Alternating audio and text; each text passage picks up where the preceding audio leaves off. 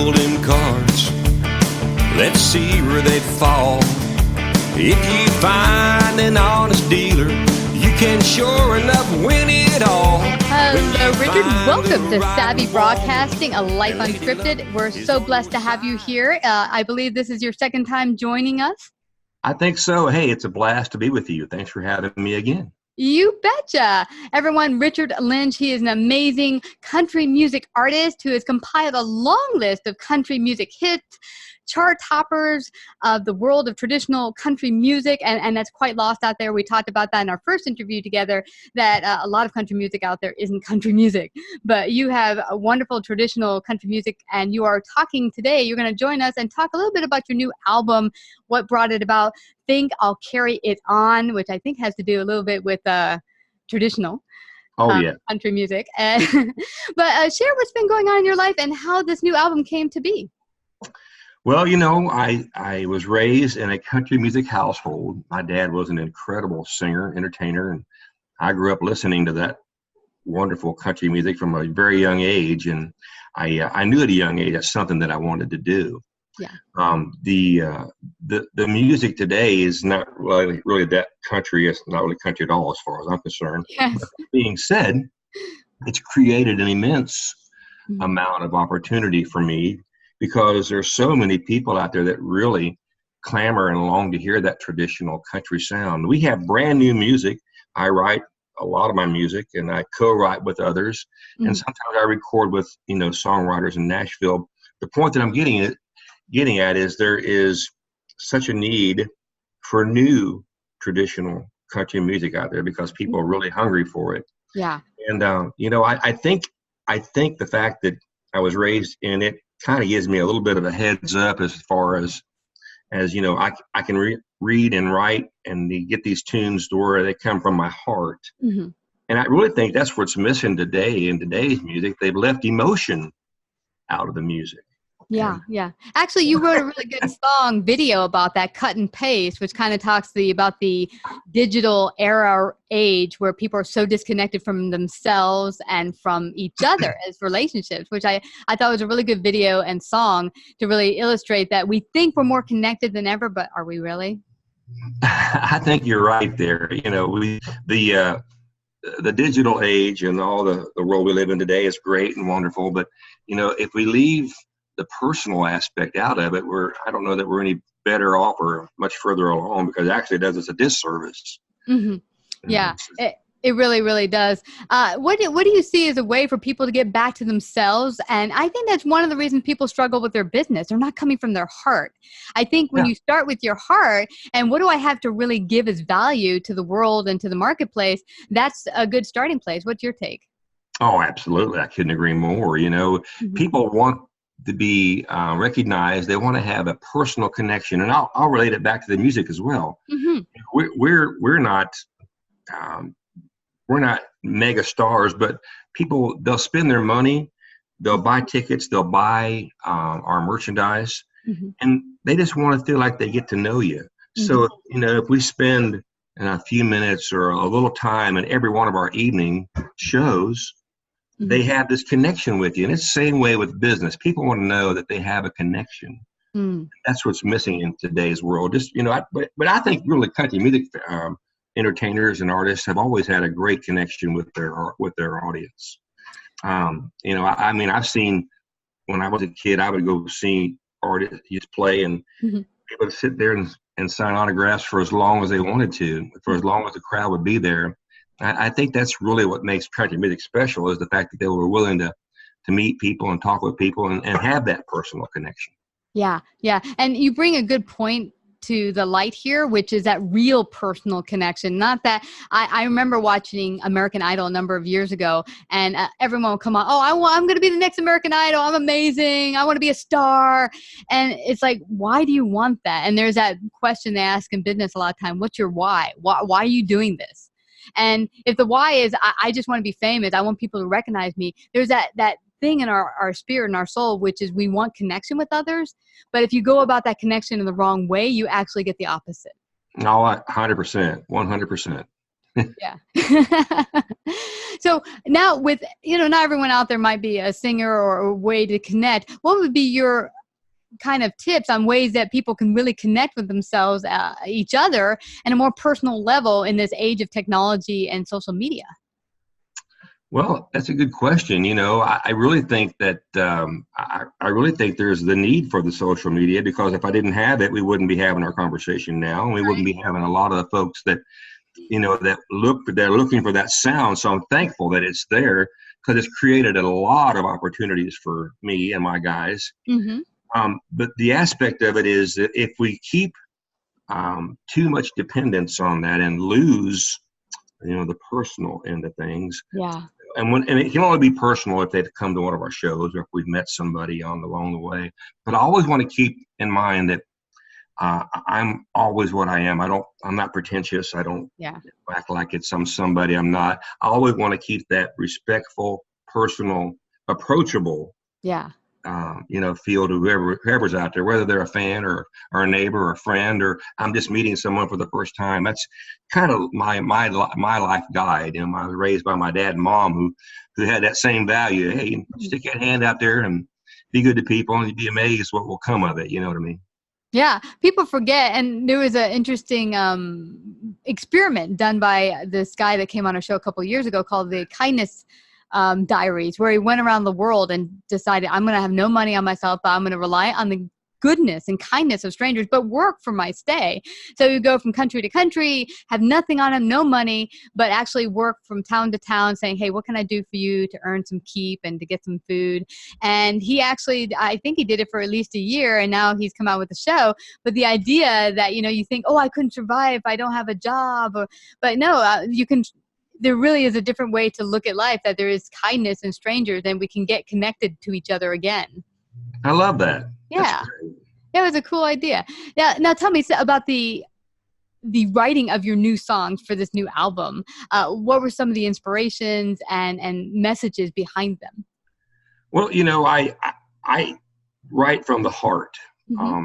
If someone says a really clever little line, or I'm like, oh, I better write that down. Or if I'm in a conversation with somebody and I hear a little hook or a little something that makes me think of a certain situation, I'm always looking for a pen or a pencil to write that down. Mm-hmm. That being said, we have a song right now that's really doing well on several charts and still getting played in multiple venues and so forth around the country, around the world, called Keyboard Cowboy. Wow. Well, I'm not exactly the world's best, social geek with all the gadgets. So I heard that comment, Keyboard Cowboy, and I thought, man, I can write that. So I wrote that based on the fact that my nephew had said something funny. Mm-hmm. And I said, and everybody can connect with that little line, Keyboard Cowboy, because everybody's seen somebody put stuff on it they shouldn't. Yeah. Or they're in their mind, there's some kind of an authority, which they're not. Yeah.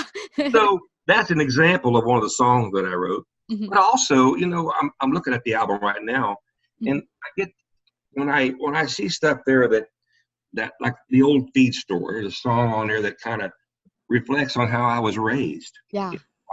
We grew up on a farm. Mm-hmm. That old feed store and it is still in business today as it was when I was a kid.